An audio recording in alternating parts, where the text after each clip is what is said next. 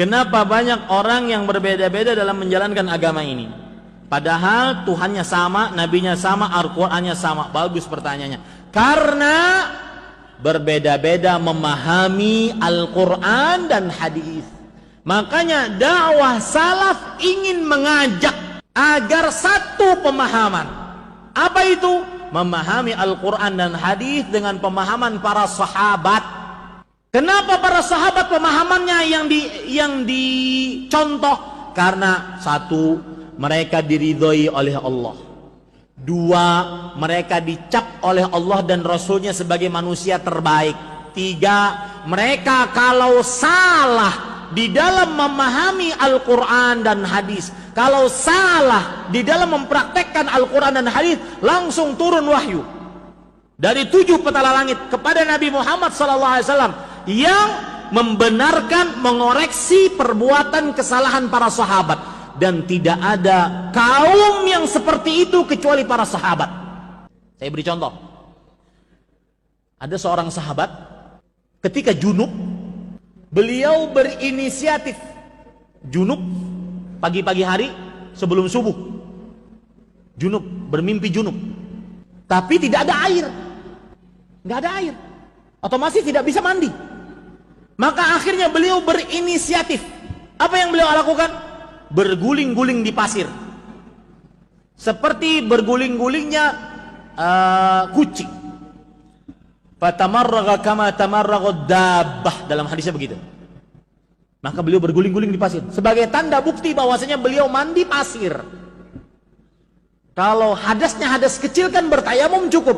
Ini hadas besar, maka beliau berpikiran, oh berarti harus mandi pasir. Sampai kabar tersebut kepada Rasulullah SAW, beliau cuma mengatakan, la yakfika an taqula biyadayka hakadha. Tidak, cukup kamu lakukan begini. Pegangkan tanganmu ke dinding.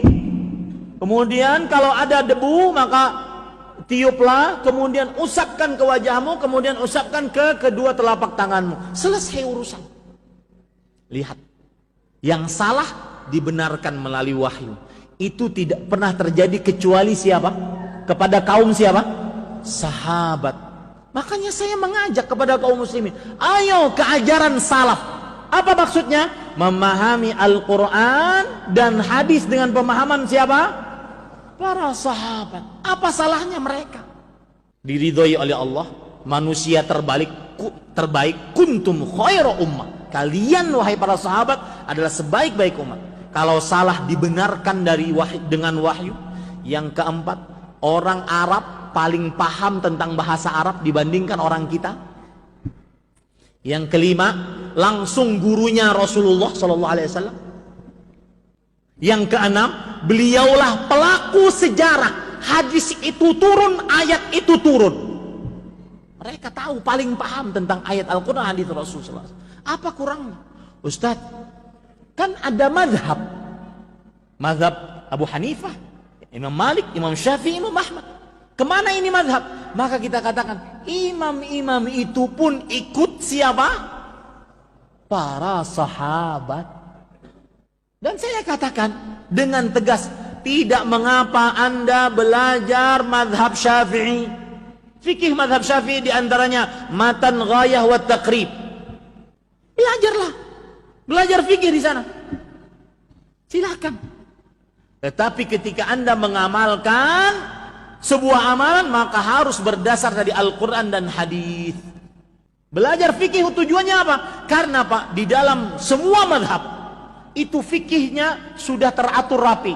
Dari mulai toharah, kemudian bejana, masalah air, masalah berwudu, mandi, tayamum, mengusap di atas sepatu, mengusap di atas jilbab, terus sampai sholat, puasa, zakat, teratur rapi. Di dalam mazhab begitu, maka silahkan Anda belajar mazhab. Bahkan saya katakan, silahkan Anda mengatakan saya mazhab Syafi'i, boleh, tidak ada yang melarang. Asalkan kalau beramal harus berdalil dari Al-Quran dan Sunnah yang dipahami oleh para sahabat. Nah itu sebabnya yang bertanya ini, kenapa Tuhannya kan sama, nabinya sama, kitabnya sama, yang beda apanya? Pemahamannya.